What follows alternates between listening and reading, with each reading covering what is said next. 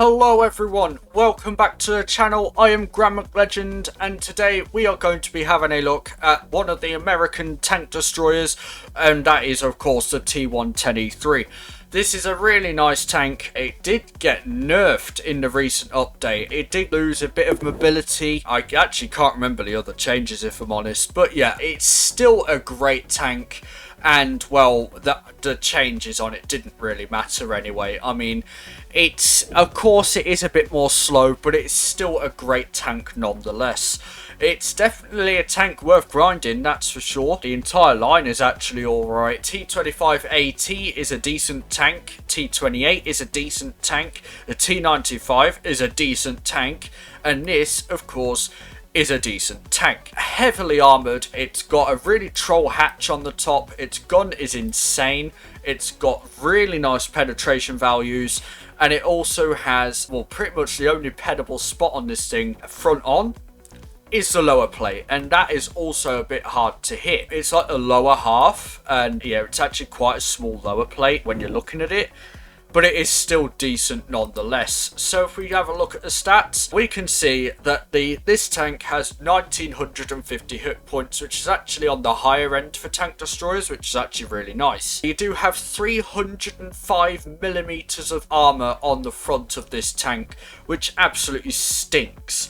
You can basically bounce pretty much everything that comes your way, except like Hories and Jaegeroos and stuff like that, the higher calibers. But yeah, the T110E3's frontal armor is absolutely ridiculous. You will struggle to pen it if this thing is hull down, unless you have good pen and can hit the hatch on this thing. So yeah, your concealment is 61 while stationary, 45 while moving, and 14 upon firing, which is actually alright to be honest for a tank like this. 2715 DPM, and that is a 15-second reload, which is actually alright, not bad, especially for the damage output of this thing. 308mm of AP pen, 399 on your APCR, and 97 on your HE, and that is with calibrated shells. If you didn't run calibrated shells, that would go down to 380mm of APCR pen, which is not that much of a difference if you ask me. 680 average damage on your AP, 580 on your APCR, and 1020 on your HE. So yeah, that is some pretty nasty values right there. But if you can get that HE out, yeah, that's 1000 damage a shot, GG. But yeah, that is a very nasty amount of damage you can deal with that HE there. 4.5 seconds of aim time, which is pretty well, not average, it's on the worst end of aiming times for tank destroyers, but it's still alright. It still gets the job done. 0.292 dispersion, which is actually pretty accurate for what it is. 8 degrees of gun depression, and you have a top speed of 34 kilometers an hour. So it's not a fast vehicle, but it packs a punch. That's basically what this vehicle's about. It does also have the super speed boost, so you are able to get into stronger positions earlier on in the battle, which is actually really nice. And well, this tank is just it's a brilliant tank overall. It's one of my favorite tank destroyers in the game. It always has been since I got it. And overall, it is just a fantastic tank to get. I mean, if you don't have an E3, go get an E3, because meanwhile, while it is slow, it does still get the job done. And I often find myself doing over 3k in this thing, not trying to like brag, but yeah, this tank is really easy to get damage in if you play it well. So what we are going to do, we are going to go and sit right in this bush here. And we see the 113 coming over. He is coming really far forward, to be fair. And there is also something else there, and I don't know what it is. So, we do manage to clear that guy. And there is the Hoary over here, which, okay, that's fair. And he does manage to bounce our track. So what I'm going to do is try and get out the way of the Death Star there, but we do get hit by the Hoary in return. But the Leopard is also trying to shoot us right now, and what we are going to do is try and wait to see if he does back up. 943 damage into the back of that Leopard PTA there, which is really nasty indeed. So yeah, this tank can be very dangerous when you play it correctly, of course. So yeah, take care of that prototype A, and then we can just move forward because we are practically a wall. This tank is a wall. And yeah, you will often bounce quite a lot of damage in this thing, except the way that I've played it, to be fair. But yeah, we are going to try and get that sneaky shot into his hatch. And look at that, 720 damage into the hatch of a GrandMcLegend. Couldn't get any better. But yeah, we are just going to go right over here. And we are just going to sit side on to this Hori here. And get a nice fire into that Rhinoceronte there. Which the wall then kills him. So what we are going to do now is we are going to try and kill this GrandMcLegend by hatch sniping him. And unfortunately we do fail. But you can see the pen. Like, we can pen...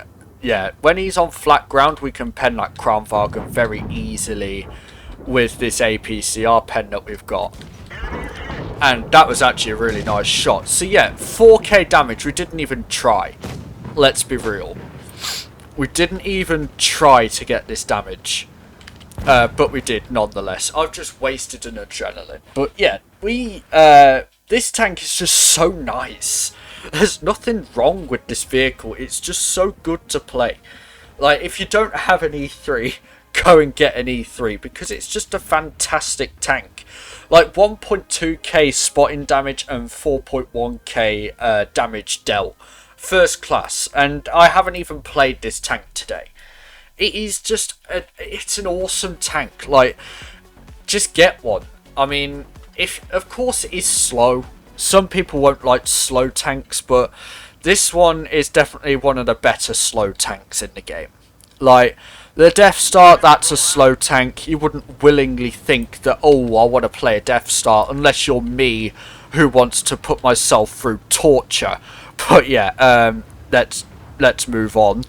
But yeah, this tank is just so unique. Like, it's got insane armor. It's got a great gun. It's not got mobility, but it also has the penetration as well. It's just awesome all round. It's a great vehicle. So if you ain't got one, do go and get one because it's really nice.